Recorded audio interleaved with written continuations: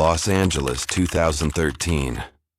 A city known for dreams and bright lights, but some shadows here are darker than anyone imagines. Standing quietly downtown is the Cecil Hotel, a place with a reputation so unsettling that even locals hesitate to walk past it after sunset. Its hallways have witnessed decades of strange events, unexplained tragedies, and stories visitors rarely talk about again.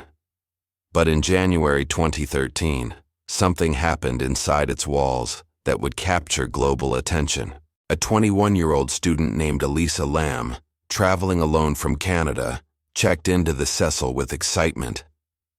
She posted cheerful updates online, explored the city, and took photos like any young traveler. Nothing about her suggested danger was anywhere near, but a few days later, everything changed. Staff members noticed unusual behavior. Guests felt something was wrong on Elisa's floor. And then came the moment that turned her case into one of the internet's most studied mysteries, the now infamous elevator footage.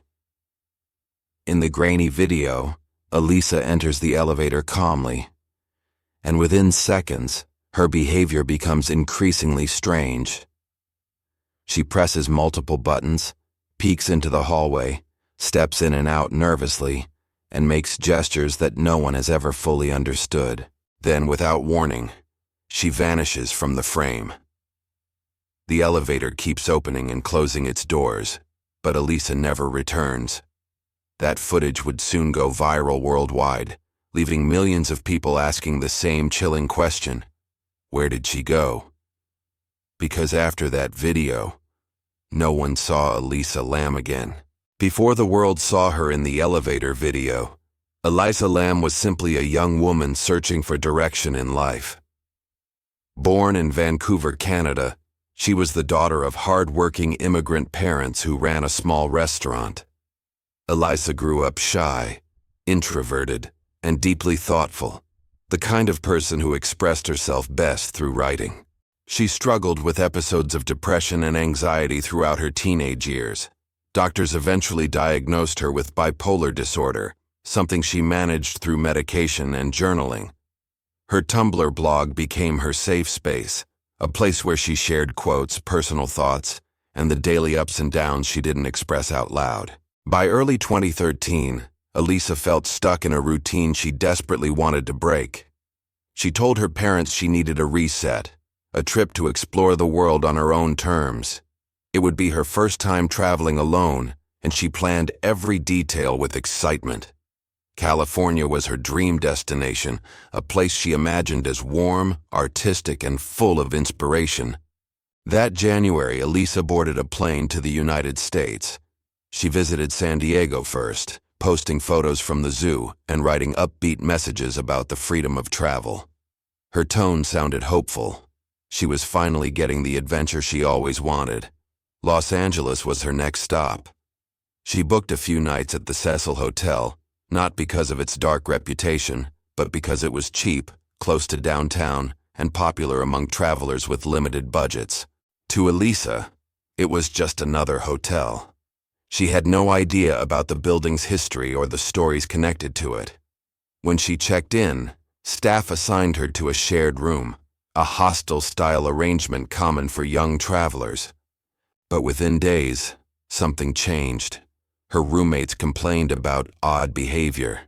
They never specified what they saw, only that Elisa made them uncomfortable. Hotel management quietly moved her to a private room. That decision, though routine, marked the beginning of the strange events that followed. Despite the shift, Elisa continued exploring the city alone. She visited bookstores, cafes, and tourist spots. On her blog, she wrote about feeling overwhelmed but also hopeful. She mentioned her struggles with mental health but insisted she was pushing through. Yet subtle signs in her posts hinted that her mind was beginning to feel unstable.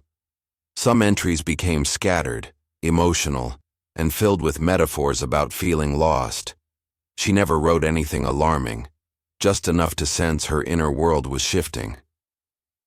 During her days in Los Angeles, Elisa spoke with her parents regularly. They expected her calls every day. But on February 1st, Elisa didn't call.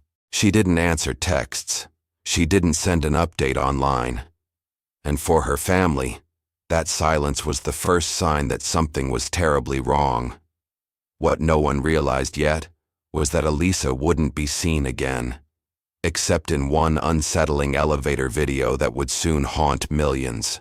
February 2013 started like any other week at the Cecil Hotel. Guests checked in and out, tourists wandered downtown LA, and the building's old elevators groaned their way between floors. Elisa Lam was still staying there, exploring the city and trying to enjoy the last days of her trip. But as the week went on, something shifted. Elisa stopped joining group activities.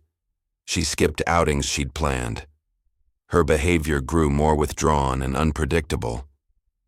Some hotel staff later recalled that she looked confused, as if she was having trouble keeping track of time or direction. On January 31st, she visited a bookstore nearby, the last bookstore. The manager remembered her clearly. Elisa seemed friendly but distracted, asking about certain books and souvenirs. Nothing felt wrong in the moment, but it would be the last confirmed sighting of her alive. When February 1st came and Elisa didn't call home, her parents immediately felt a sense of panic. This wasn't like her. Even during tough days, she always stayed in touch. So when another day passed without a message, they called Los Angeles police and reported her missing. Detectives visited the Cecil Hotel first.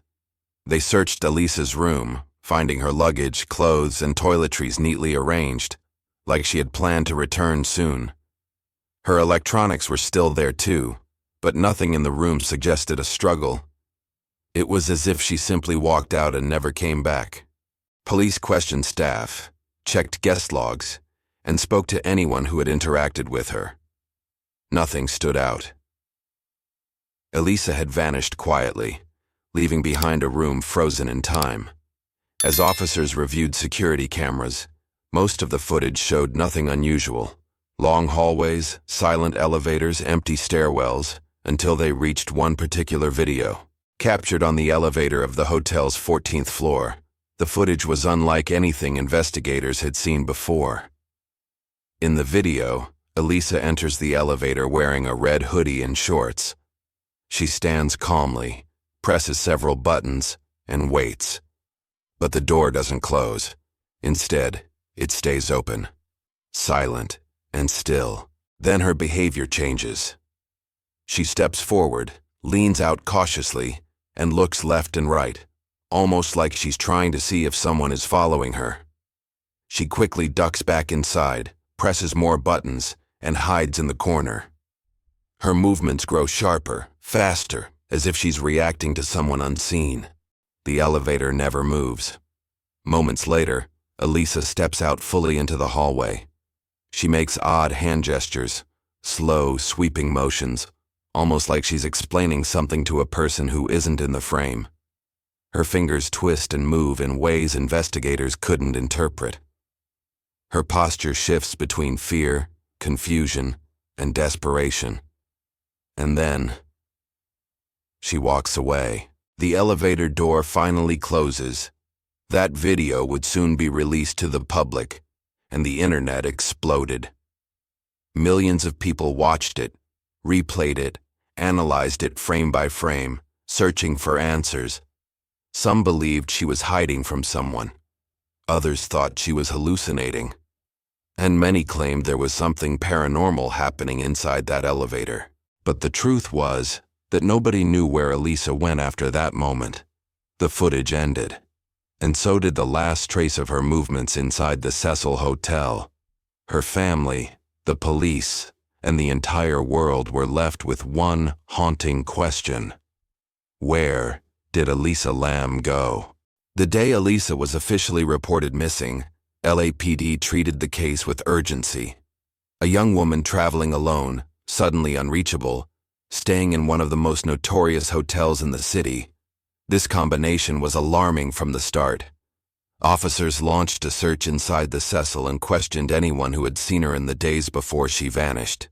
Hotel staff recalled that Elisa seemed friendly but unstable during her last interactions. Some said she seemed confused, while others believed she looked nervous, as if something was bothering her. None of them could point to a clear threat, but the overall sense was that something wasn't right. Police went room to room inside the hotel, knocking on doors and checking spaces where a missing person might hide or accidentally wander into. But with more than 600 rooms and endless hallways, the building felt like a maze. Even officers admitted the Cecil was hard to search, with blind corners, old staircases, and locked maintenance areas. Outside, the media began picking up the story. Flyers with Elisa's face spread across downtown Los Angeles. Her parents flew in from Vancouver, pleading for help on television. Strangers online began sharing her Tumblr posts and trip photos, trying to piece together her last days. The case was growing rapidly. Then the police made a bold decision. They released the elevator footage to the public. Within hours, the video went viral. Millions watched the clip on YouTube, pausing and replaying every frame. People commented about Elisa's gestures, her frantic movements, and the strange behavior of the elevator itself. Theories exploded overnight, flooding forums, Reddit threads, and social media pages. Some viewers believed Elisa was being followed, hiding from someone who never appeared on camera. Others thought she was experiencing a severe mental health episode. And then there were those convinced something supernatural was happening. A ghost, a shadow, a presence just out of view. The Cecil Hotel's disturbing history only fueled these theories. People pointed out that the building had been home to serial killers like Richard Ramirez and Jack Unterweger. Others remembered past suicides and mysterious deaths. With every new comment, the hotel's reputation grew darker. LAPD received hundreds of tips from around the world, people claiming they saw hidden figures in the footage, or that the elevator malfunction signaled tampering. Investigators tried to filter out credible leads from pure speculation, but the pressure kept rising as the case became a global obsession. Inside the hotel, the search intensified. Officers used search dogs, checked fire escapes, and reviewed hours of security footage. They searched the roof, though only from the outside. The water tanks, maintenance areas, and locked sections of the building were considered low-probability locations, so they weren't examined thoroughly at first. Days turned into a week, then another. Guests at the Cecil grew increasingly frustrated. The hotel had become tense, filled with police, reporters, and worried travelers whispering about the missing girl. Some guests checked out early, claiming they felt unsafe or disturbed by the ongoing investigation. Online, the search turned into a massive community effort. Internet detectives built timelines, analyzed Elisa's behavior, and compared the elevator footage to floor plans of the hotel. People speculated about everything, from a potential crime to a hidden predator staying in the building.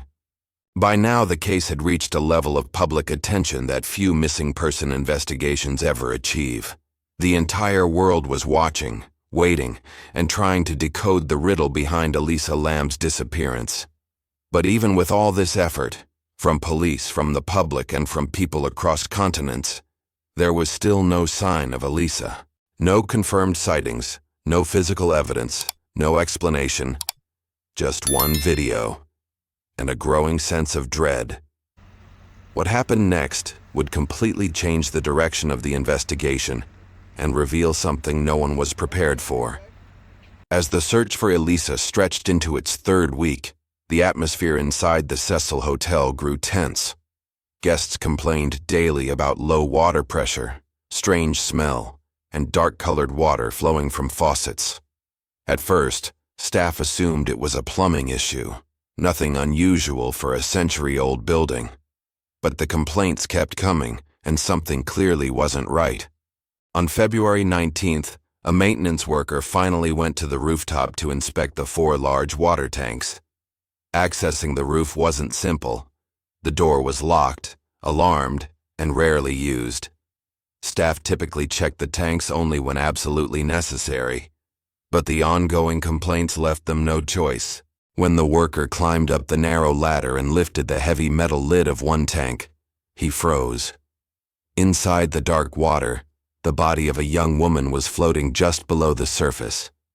It was Elisa Lam. The discovery sent shockwaves through the hotel.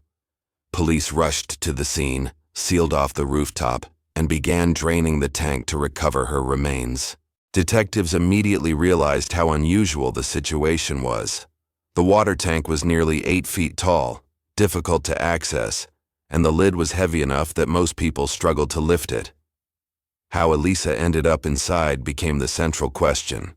Investigators searched the rooftop for signs of forced entry but found none. There were no footprints, no disturbed surfaces, no tools lying around. Elisa's clothes were found in the tank with her, but aside from that, there were no clear signs of trauma or violence. Weeks later, the autopsy report was released. The official cause of death was listed as accidental drowning, with her bipolar disorder considered a contributing factor. Toxicology reports showed only her prescribed medications. No alcohol, no illegal drugs, nothing that explained irrational behavior beyond missed doses of her bipolar medication. But the findings raised more questions than answers. How did she reach the restricted roof? Why was she naked in the water? Why didn't the alarm go off? And how could she lift the tank lid on her own, if it was indeed closed? Conflicting statements only deepened the mystery. Police said the lid was open when Elisa was found. Hotel staff insisted it was closed. This single contradiction fueled countless theories online and offline. For many, the official explanation felt incomplete. The physical logistics didn't add up, and too many pieces of the puzzle seemed impossible to reconcile. The discovery of Elisa Lam's body solved one question, where she was, but left behind a trail of disturbing mysteries that continue to haunt investigators and the public to this day. Elisa's case didn't stay local for long. The moment the elevator video hit the internet, it spread across the world like wildfire. People everywhere began analyzing the footage frame by frame, convinced there was something hidden inside those unsettling movements. News channels picked up the story, calling it one of the strangest cases Los Angeles had ever seen. Social media exploded with theories, some rational, some bizarre, and many influenced by the Cecil Hotel's dark history. The building's reputation as a hotspot for crime, death, and strange events suddenly became part of the narrative. YouTubers, Reddit users, and online investigators built timelines, compared floor plans, and slowed the elevator footage to catch details police might have missed. Many insisted Elisa was running from someone. Others believed she was experiencing a mental health episode. And a section of the internet leaned heavily toward the supernatural, convinced the hotel was haunted. Documentaries soon followed. Netflix's Crime Scene. The Vanishing at the Cecil Hotel became one of the most talked about true crime releases of the year. It explored not just Elisa's final days, but also the hotel's long, disturbing history, from serial killers to mysterious suicides. But with every theory came controversy. Critics argued that the internet had crossed a line, that people were treating a tragic death like a puzzle game. Even the police admitted the online theories made the investigation harder, not easier. Still, despite the criticism, one thing was undeniable. Elisa Lam's case had become a global phenomenon. A tragic story wrapped in mystery, amplified by the perfect storm of social media, eerie footage, and the Cecil Hotel's haunted legacy. In the middle of it all, the real answers remained painfully simple and painfully incomplete. Even after weeks of speculation, viral theories, and worldwide curiosity, the investigation eventually reached a formal conclusion. The Los Angeles County coroner ruled Elisa Lam's death an accidental drowning, with her bipolar disorder noted as a significant contributing factor. With no evidence of foul play, the LAPD officially closed the case. But case closed didn't mean questions erased. The public continued to debate the details, the elevator video, the rooftop access, and the contradictions in early reports. These elements kept the case alive online, even though authorities were clear about their findings. Over time, experts emphasized an important point. Many of Elisa's actions in the elevator could be explained by a severe bipolar episode. Mental health professionals used the case to highlight the unpredictable nature of untreated symptoms, especially during travel, stress, or missed medication doses. The Cecil Hotel, already infamous, became the center of intense media attention. Documentaries, podcasts, and internet deep dives exposed the building's poor security, chaotic environment, and troubled history, factors that may have played a role in how Elisa's episode progressed unnoticed.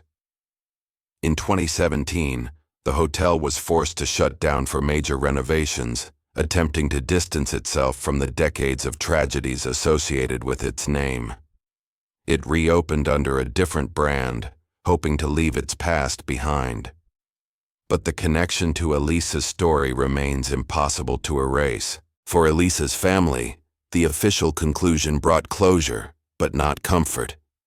She was a young woman traveling alone, hoping to find inspiration and clarity. Yet her final days became overshadowed by a building with a reputation she never knew existed. Today, Elisa Lam's case stands as a reminder of how mental health, environment, and timing can collide in heartbreaking ways. Authorities consider the investigation fully resolved. But for millions who followed her story, it remains unforgettable not because it is unsolved, but because it revealed how easily a vulnerable person can slip through the cracks. Elisa Lam's legacy lives on, not as a mystery, but as a call to understand mental health with greater compassion, awareness, and urgency.